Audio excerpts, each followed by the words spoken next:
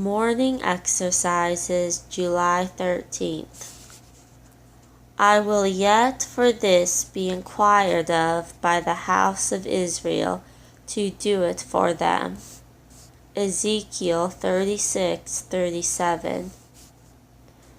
That is what he had been promising, and notwithstanding the freeness and certainty of the engagement.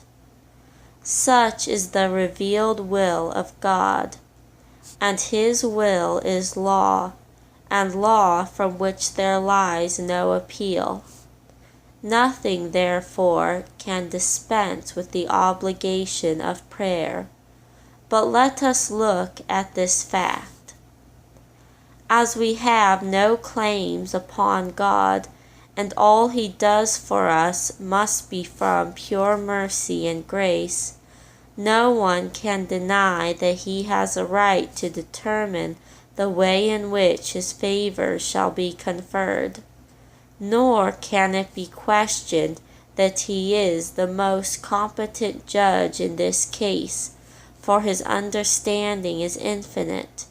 He knows himself and his relations, and he knows us and our welfare perfectly.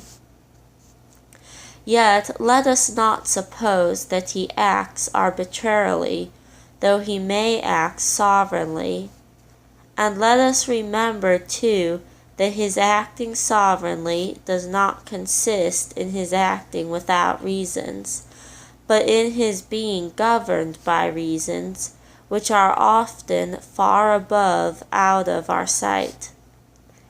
His wisdom and his goodness are to be seen here as plainly as his authority. Some vainly ask, where is the propriety of prayer?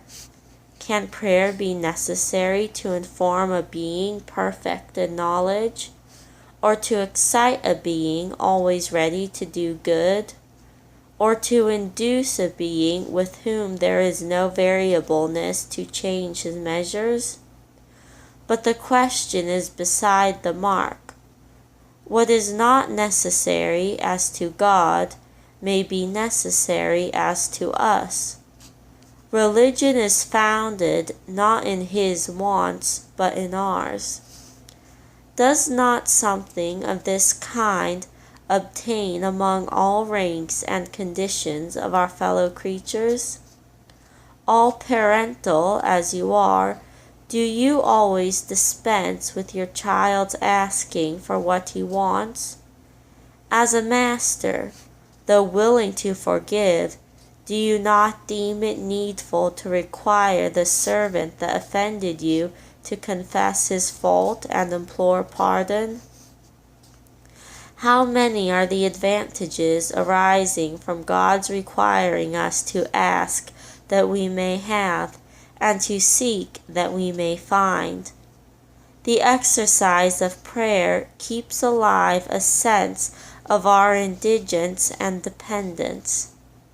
Every time I go to God in prayer, I am reminded that I am ignorant and that he is wise, that I am weak and that he is powerful, that I am guilty and miserable and that he is merciful and gracious, that I am nothing and that he is all in all.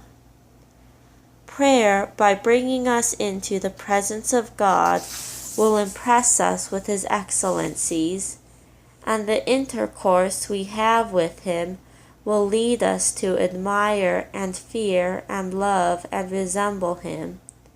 For we soon catch the spirit and take off the manners of those with whom we are intimate, especially if they are above us and we much esteem them. It is said that those who are about the court have an air and an address peculiar to themselves, and that it is difficult, if not impossible, for another to assume it. A man who is much at the throne of grace will betray it in a manner of feeling, speaking, and acting that a religious pretender can never entirely exemplify. Hereby, too, the blessing is more endeared and enhanced. We never much regard what we acquire without application or effort. The effort is a kind of price, and we judge of the commodity by the cost. That which blesses us in what relieves our wants, fulfills our desires, accomplishes our hope, crowns our sacrifices. God's blessings are not bestowed upon those who are incapable of feeling their value. They would then yield neither to pleasure to the receiver nor praise to the giver. His way, therefore, is to make us sensible of our need, to show us the importance and excellence of the favors, and to draw forth our souls after them. Then we are in His way. Then we complete His promise. For blessed are they that do hunger and thirst after righteousness, for they shall be filled.